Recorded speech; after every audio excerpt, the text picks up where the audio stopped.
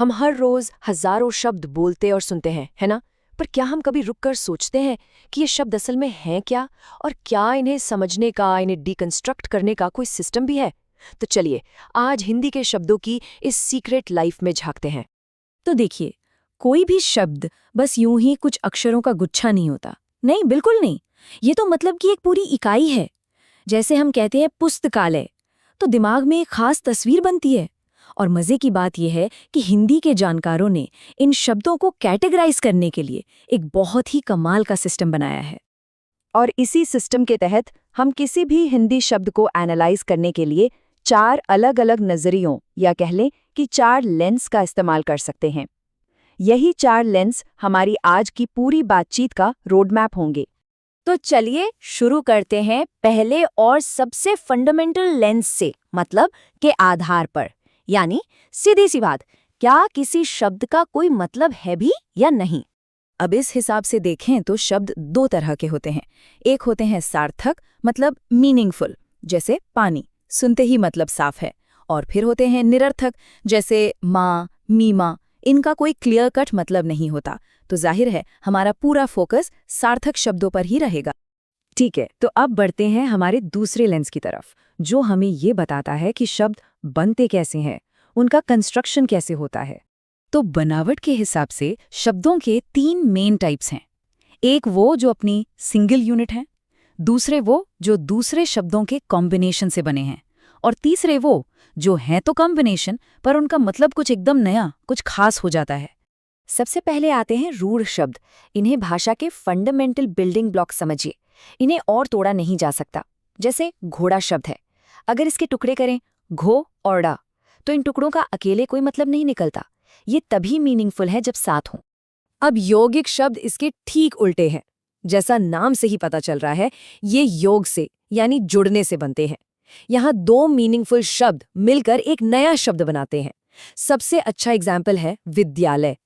विद्या मतलब ज्ञान और आलय मतलब घर। तो विद्यालय का मतलब क्या हुआ? ज्ञान का घर। कितना लॉजिकल है। ओके, अब एक बहुत ही स्पेशल केस देखते हैं। एक शब्द लेते हैं, पंकज। चलिए इस पहेली को मिलकर सुलझाते हैं। अगर हम पंकज शब्द को ब्रेक डाउन करें तो हमें 2 हिस्से मिलते हैं। पहला है पंक, जिसका मतलब होता है कीचड़, और दूसरा है ज, जिसका मतलब होता है जिसने जन्म लिया हो। तो इसका लिटरल मीनिंग तो हुआ कीचड़ से जन्मा हुआ। लेकिन सोचिए, जब हम पंकज कहते हैं तो हमारा मतलब असल में किस चीज से होता है? जवाब है कमल। जी हाँ, और यही होते हैं योग रूढ़ शब्द। ये बनते तो यौगिक शब्दों की तरह ही हैं, पर ये अपने लिटरल मीनिंग को पीछे छोड़कर एक बिल्कुल खास, एक फिक्स्ड मीनिंग अपना लेते हैं। तो पंकज का मतलब कीचड़ में पैदा होने वाला कोई भी कीड़ा मकोड़ा नहीं, बल्कि सिर्फ और सिर्फ कमल का फूल है। चलिए अब एक बहुत ही फैसिनेटिंग सफर पर निकलते हैं। अपने तीसरे लेंस के साथ हम समय और ज्योग्राफी की यात्रा करेंगे और जानेंगे कि हिंदी के शब्द आखिर आते कहाँ से हैं, क्या है उनका ओरिजिन। तो सबसे पहले बात करते हैं संस्कृत से हमारे कनेक्शन की। यहाँ 2 तरह के शब्द मिलते हैं। एक है तत्सम, यानी तत् और सम, उसके जैसा। ये वो शब्द हैं जो संस्कृत से सीधे बिना किसी चेंज के हिंदी में आ गए, जैसे अग्नि या रात्रि। और फिर है तद्भव, तत् और भव, उससे पैदा हुआ। ये वो शब्द हैं जो निकले तो संस्कृत से ही हैं, पर समय के साथ इनका रूप बदल गया। जैसे अग्नि से बन गया आग और रात्रि से रात। और बात सिर्फ संस्कृत तक ही सीमित नहीं है। हिंदी तो एक ग्लोबल भाषा है। इसने दुनिया भर से शब्द अपनाए हैं, पुर्तगाली, तुर्की, फारसी, अरे जापानी से भी। क्या कभी सोचा था कि रोज इस्तेमाल होने वाला शब्द साबुल पोर्चुगीज से आया है, या रिक्शा जापानीज से? कमाल है ना। और फिर तो एक और कैटेगरी है संकर, यानी हाइब्रिड शब्द। यहाँ तो 2 अलग अलग भाषाएं मिलकर एक बिल्कुल नया शब्द बना देती हैं। जैसे टिकट घर, टिकट है इंग्लिश का, घर है हिंदी का। या जेल खाना, जेल इंग्लिश का, खाना पर्शियन का। ये दिखाता है कि हिंदी कितनी डायनामिक, कितनी जिंदा दिल भाषा है। और अब आते हैं हमारे आखिरी लेंस पर। इसमें हम ये देखेंगे कि जब कोई शब्द सेंटेंस में यूज होता है तो उसका बिहेवियर कैसा होता है। क्या वो बदलता है या हमेशा एक जैसा रहता है? तो यहाँ भी 2 टीमें हैं। एक है विकारी शब्दों की टीम, जो हालात के हिसाब से अपना रूप बदल लेती है, जेंडर, नंबर, टेंस के हिसाब से। जैसे लड़का पढ़ रहा है, पर जैसे ही लड़का की जगह लड़की हुई तो क्रिया भी बदलकर रही है हो गई। और दूसरी टीम है अविकारी शब्दों की। ये अपनी जगह पर फिक्स्ड रहते हैं, ये कभी नहीं बदलते, जैसे आज, कल और परंतु। तो ये थे वो 4 पावरफुल लेंसेज, मतलब बनावट, ओरिजिन और रूप, जिनसे हम किसी भी शब्द को देख सकते हैं। लेकिन अब सबसे जरूरी सवाल, क्या कोई भी शब्द सिर्फ एक ही बॉक्स में फिट होता है? क्या वो या तो सार्थक होगा या रूढ़ या तत्सम? और यहीं पर सबसे बड़ा ट्विस्ट है।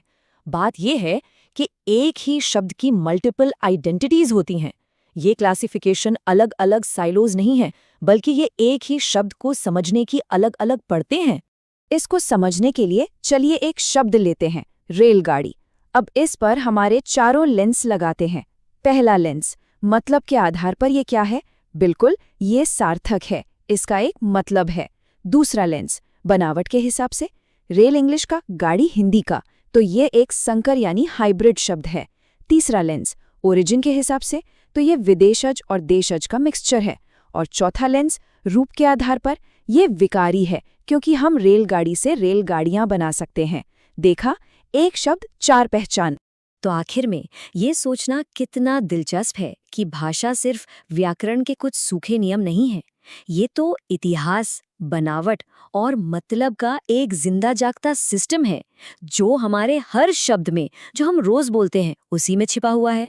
तो अब अगली बार जब कोई शब्द बोलें या लिखें, तो एक पल के लिए रुकिएगा और सोचिएगा कि और ऐसे कौन से शब्द हैं जिन्हें हम इन चारों नज़ारियों से एक साथ देख सकते हैं। सोचिएगा ज़रूर।